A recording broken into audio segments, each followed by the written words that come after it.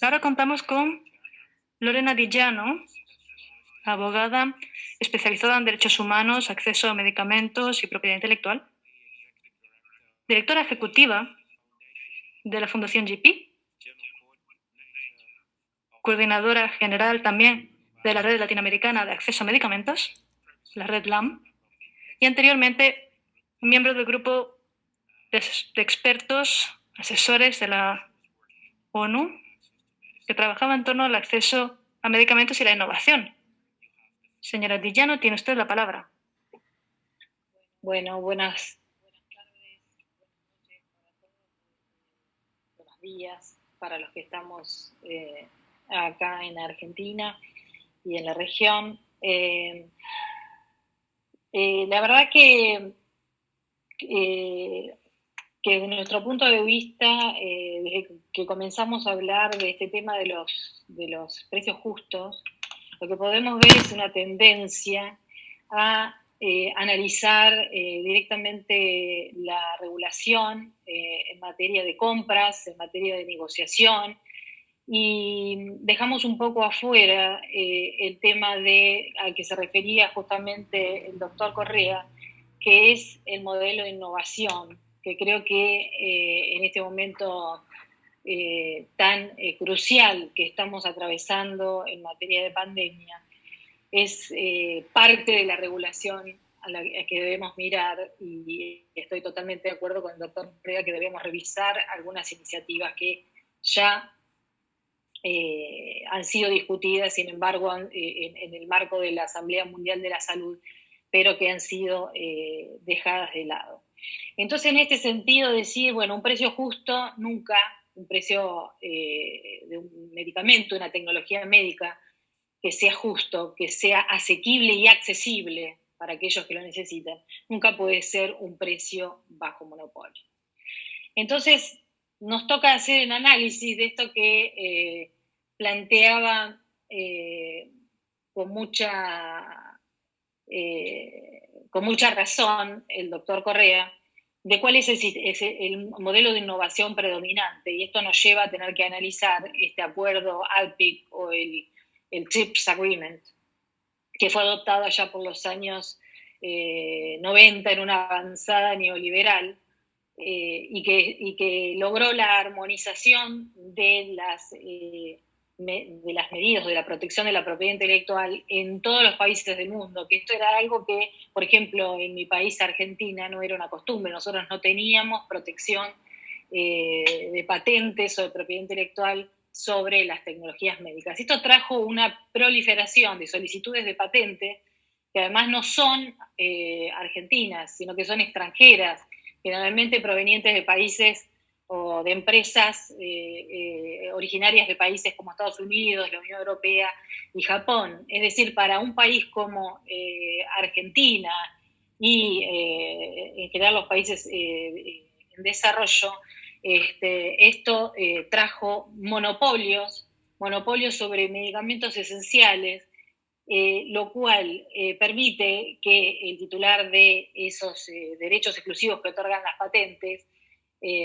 aumenten los precios de una manera exorbitante. Entonces, analizando qué es lo que nos trajo este sistema que en principio fue pensado para atraer fondos públicos, para ponerlo al servicio de la salud. En realidad, lo que venimos viendo desde que se está aplicando, que además es vinculante para todos los países miembros de la OMC, o sea, nadie puede escapar, y esto pasa en todo el mundo. En realidad lo que se logró fue, sí, atraer fondos privados, pero para poner al servicio de las ganancias de las empresas y en muchos casos en detrimento de la salud. Y esto hoy en día, en momentos de pandemia, creo que todavía se pone más sobre la mesa. Yo tengo más de 15 años de trabajo, o sea, conozco muy bien este sistema, y puedo decir que, bueno, estos monopolios traen precios extorsivos, como ya se dijo, extorsivos para los gobiernos que tienen por sus constituciones nacionales la obligación de dar respuesta a las necesidades de salud de la población, y que se ven obligados a comprar medicamentos a precios que no tienen nada que ver, como se dijo acá, con el costo de producción.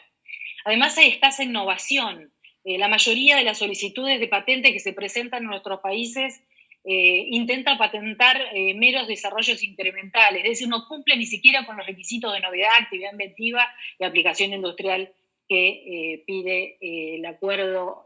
TRIPS y además nuestras leyes de patentes. Además, las enfermedades desatendidas, que esto ya también se dijo, ¿no? Aquellas tecnologías que no presentan rentabilidad para el mercado terminan no desarrollándose porque, bueno, no dan rentabilidad, y entonces esto es lo mismo que decir que el mercado es el que está definiendo las necesidades o las prioridades de la salud. Además también,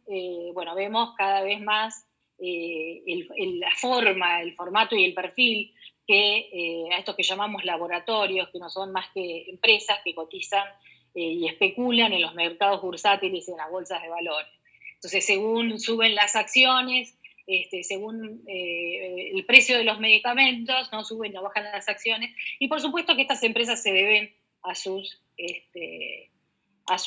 accionistas. O sea, entonces tenemos que preguntarnos a ver si este es el modelo que queremos para la innovación, porque ciertamente hay otras discusiones, hay otros ejemplos de desarrollo de tecnologías médicas con otro tipo de modelo. Entonces esto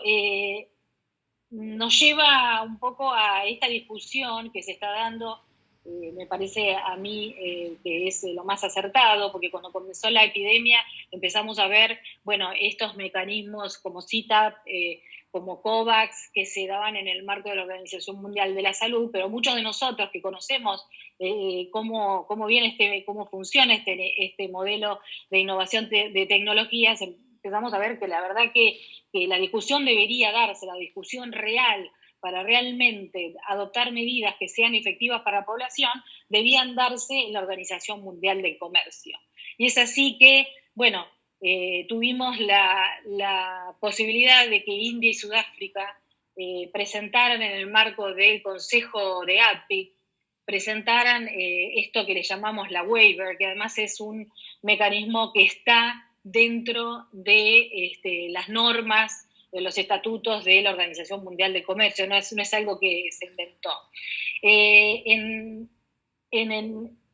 octubre del 2020 se presenta formalmente la posibilidad esta de adoptar una waiver o suspensión de derechos de propiedad intelectual solamente sobre las tecnologías para COVID y durante la pandemia. Es decir, no estamos siendo tan... no estamos queriendo dar de baja el sistema, estamos pidiendo que durante la pandemia se tomen determinadas medidas que ayuden a los países a poder, por ejemplo, en el caso de las vacunas, vacunar, porque la verdad que la inequidad que estamos viendo, esta estrategia del nacionalismo, ¿no? Que los países ricos, como tienen los recursos, han podido hacerse de las vacunas, se están vacunando y concentran el 75-80% de las vacunas que se han podido producir, mientras más de 130 países no han recibido ni siquiera una dosis. Esta es una inequidad que no podemos aceptar. Entonces, mientras se discute la waiver, que nos podría dar la posibilidad de una solución global, porque este es el sistema prevalente, una solución global expedita, abierta y automática de colaboración, de cesión o de transferencia de tecnología y de poder aprovechar todas las capacidades que existen a nivel mundial para producir las vacunas que necesitamos, pero además también instalar nuevas plantas. Hay ejemplos, por ejemplo, en Alemania, empresas productoras que no tenían experiencia. Señora Villano, disculpe que la interrumpa, le pediría que por favor vaya concluyendo, gracias. En 4 meses pudieron adaptar, digamos, estas plantas de producción para poder producir la vacuna, por ejemplo, de Pfizer. Y entonces, en este sentido, y ya para cerrar, queremos llamar la atención, porque esta semana se van a dar discusiones respecto de esta propuesta de waiver en la OMC, y hay una discusión sobre lo que se llama la tercera vía, ¿no? Que presentaron algunos países, en esto de que, bueno, es tan diferente la postura de unos países y de otros, que debemos buscar mecanismos voluntarios, y en esto quería, bueno, hacer referencia, ya para terminar, referencia a que estos sistemas voluntarios nosotros los venimos monitoreando desde hace mucho tiempo, y verdaderamente al ser voluntarios para las empresas, son las empresas las que terminan definiendo las cláusulas de estos acuerdos. Y por ejemplo en el mecanismo COVAX, acá tenemos un ejemplo, AstraZeneca cedió tecnología para beneficiar a 92 países, lo cual significa 4.000 millones de personas que van a depender de la producción de solamente una empresa en India. Esto es lo que nos trae, o sea, en realidad tienen estas licencias voluntarias o mecanismos de transferencia de tecnología, a veces no son tales, tienen restricciones territoriales, y esto nos preocupa mucho desde el principio, porque en general las empresas otorgan esta transferencia para algunos fabricantes solamente, no para todos, y además para que se pueda proveer a ciertos países con ciertas características en su economía, y algunos países, como los de renta media, y ya los de renta alta también tienen problemas, no podemos acceder a esta información. Así que esta es la reflexión. La verdad que me gustaría mucho que durante las discusiones que se den en estos días, durante esta conferencia, se toque este tema y se escuche a la sociedad civil, que estamos demandando medidas realmente efectivas, y los gobiernos tienen la posibilidad de adoptar esta.